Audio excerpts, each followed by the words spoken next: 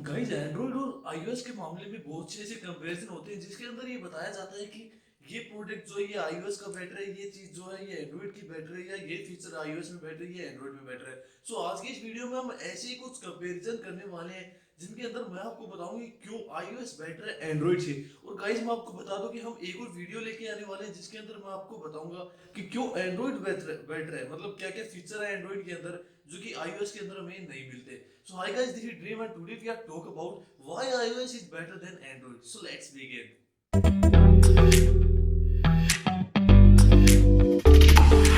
तो गाइस जो हमें सबसे पहला एडवांटेज जो iOS का हमें हमें मिल जाता है वो है इकोसिस्टम। कहीं ना कहीं एंड्रॉइड में आज भी इकोसिस्टम की बहुत मतलब एक प्रकार से हम कमी मान सकते हैं, क्योंकि एंड्रॉइड के अंदर कहीं भी हमें दो मतलब एक ब्रांड का हमने कुछ ले लिया, दूसरे ब्रांड का कोई आइटम ले लिया, तो वहां पे हमें मतलब कनेक्टिविटी जो है वो इतनी अच्छी नहीं मिल पाती। लेकिन हम एप्पल की तरफ जाएं या फिर iOS का जो भी सिस्टम हम देखते हैं तो वहां पे हमें जो कनेक्टिविटी है, मतलब एक प्रकार जो इकोसिस्टम जो पूरा डेवलप होता है वो काफी मतलब यहाँ पे सीमलेस एक्सपीरियंस जो हमें यहाँ पे दे देता है। मान लीजिए आपके पास आज एंड्रॉइड का कोई स्मार्टफोन है, तो वहां पे आप अगर एंड्रॉइड की वॉच लेते हो तो उसके और स्मार्टफोन के बीच में इतनी अच्छी कनेक्टिविटी नहीं मिल पाती जितनी कि एप्पल की जो वॉच होती है, स्मार्ट वॉच जो भी होती है उसके अंदर मिल पाती है। या फिर मान लीजिए आप यहाँ पे बैठे हो, आपके फोन में कोई कॉल आया, अगर आपका फोन जो आपका एप्पल का जो मैकबुक है उससे कनेक्टेड है तो वहां से आप रिसीव कर सकते हो। मतलब बहुत से ऐसे छोटे छोटे फीचर हैं जो कि आपको आईओएस में मिल जाते हैं। हालांकि आजकल जो ये फीचर है जो आपको मैं कॉल वाला बता रहा हूँ, ये तो आजकल कई कई विंडोज में भी आ चुका है। मतलब आप एंड्रॉइड से विंडो को कनेक्ट कीजिए और वहां पे भी कुछ कुछ होता है, लेकिन जितनी सीमलेस कनेक्टिविटी हमें आईओएस में मिलती है उतनी एंड्रॉइड में नहीं मिल पाती। और कहीं जो दूसरा हमें सबसे बड़ा एडवांटेज हमें मिल जाता है वो स्टेबिलिटी। मतलब आईओएस के अंदर स्टेबिलिटी गाइस गजब स्टेबिलिटी होती है।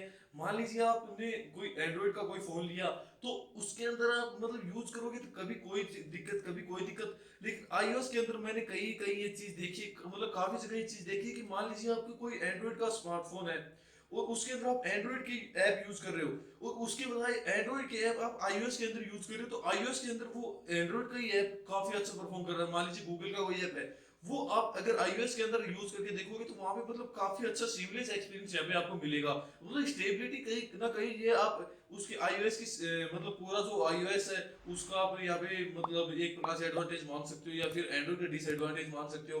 लेकिन कहीं ना कहीं हमें एंड जो मतलब iOS है उसके अंदर जो एक प्रकार स्टेबिलिटी काफी अच्छी यहाँ पे मिल जाती है। और कई जो नंबर थर्ड का एडवांटेज है जिसके कारण जो कई लोग एंड्रॉइड के बजाय iOS को प्रेफर करते हैं वो है सिक्योरिटी। गाइज मतलब कहीं मतलब मेरे हिसाब से जितनी बेटर सिक्योरिटी अभी तक iOS में मिलती है वो किसी और प्लेटफॉर्म पे मिलती हो। मतलब iOS के अंदर हमको कई चीजों पे यहाँ पे मतलब एक प्रकार से ये मान सकते हो कि डिसएडवांटेज भी मान सकते हो आप इस चीज को, क्योंकि कई कई छोटी छोटी जो कमियां हमें यहाँ पे iOS के अंदर मिल जाती हैं जो कि मतलब एक प्रकार से एंड्रॉइड के अंदर वहां पे छोटे छोटे मतलब एक, क्योंकि एंड्रॉइड एक ओपन प्लेटफॉर्म है तो वहां पे जो हैकर्स है उनके लिए घुसना काफी आसान हो जाता है। लेकिन जहां तक एंड्रॉइड की बात iOS की बात है, वहां पे iOS को केवल एप्पल रन करता है अपनी डिवाइसेस के अंदर। तो एप्पल वहां पे कई रेस्ट्रिकेशंस लगा देता है जिसकी वजह से जो मतलब हैकर्स होते हैं उनको इतना ज्यादा नॉलेज नहीं हो पाता या फिर मतलब उनके लिए घुसना काफी मुश्किल हो जाता है। और एक प्रकार से जो एप्पल है वो अपने iOS के सिस्टम पर काफी ज्यादा मेहनत करता है एंड्रॉइड की बजाय। हालांकि एंड्रॉइड भी करता होगा लेकिन उनका जो सिस्टम है वो काफी सिक्योर होता है एंड्रॉइड की बजाय, या फिर किसी भी और प्लेटफॉर्म से हम कंपेयर करते हैं उसकी बजाय जो iOS होता है वो काफी सिक्योर यहाँ पे माना जाता है। गई जो नंबर फोर्थ का एडवांटेज हमें यहाँ पे iOS के अंदर मिल जाता है वो है एक प्रकार से जो सिस्टम का मैनेजमेंट है वो।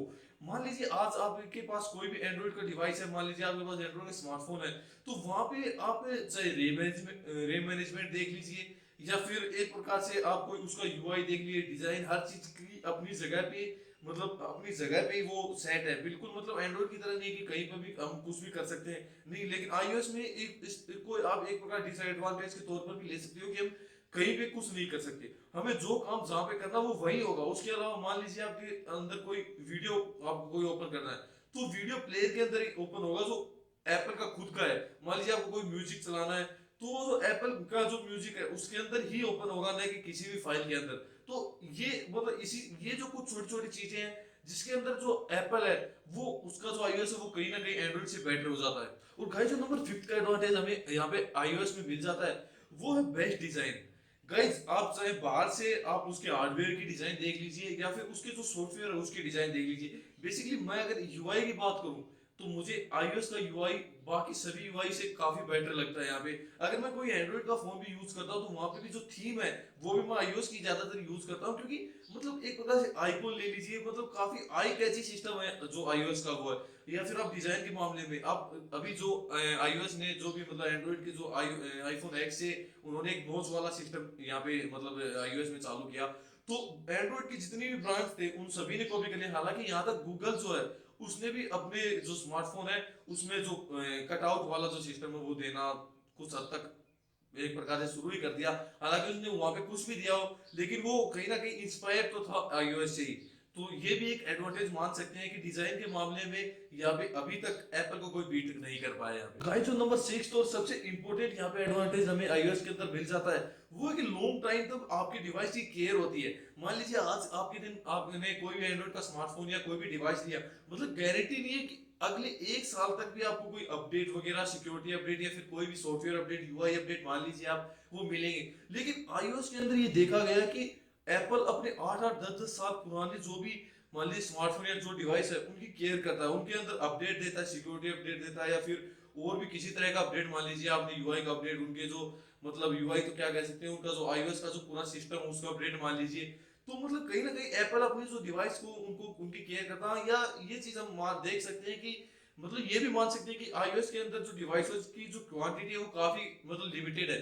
मान लीजिए आईफोन है तो उन्होंने आईफोन मान लीजिए आज आईफोन एक्स निकाला तो उसके बाद में आईफोन 11 12 जो भी वो निकालते हैं, मतलब हर साल या फिर हर 6 महीने में उनका जो भी एक सिस्टम है उसके अंदर एक ही डिवाइस लॉन्च करते हैं। ये नहीं कि मतलब कितने भी डिवाइस लॉन्च करते हैं। एंड्रॉइड में तो हर 2 दिन के बाद में डिवाइस लॉन्च होते रहते हैं, कभी किसी ब्रांड ने कर दिए कभी किसी ब्रांड ने कर दिए। हर ब्रांड हर महीने में 2 या 3 स्मार्टफोन यहाँ पे लॉन्च कर देता है, तो वहां पे उनके लिए थोड़ा अपडेट वगैरह देना काफी मुश्किल हो जाता है। और ये एडवांटेज हमें यहाँ पे एप्पल के अंदर मिल जाता है, वहां पे अपडेट काफी ज्यादा हमें यहाँ पे मिल जाते हैं।